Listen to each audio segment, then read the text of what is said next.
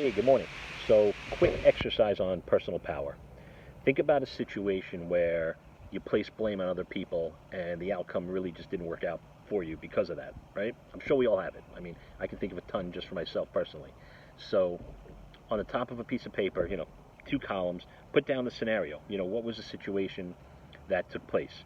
And on the left side, write down all the action steps where you placed blame or didn't take responsibility. You found somebody else to blame for it or circumstance to blame for it.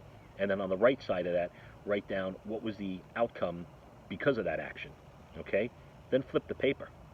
And on the same side, on the same paper, but on the back side, right on top of the situation again.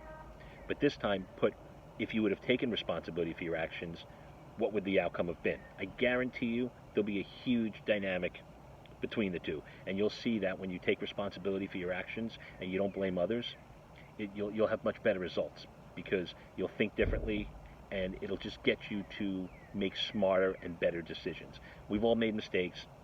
It's easy to just blame others, but at the end of the day, our circumstance is our circumstance, and the choices we made got us there. So, like I said, piece of paper, bad situation, what actions did you take, and what was the outcome?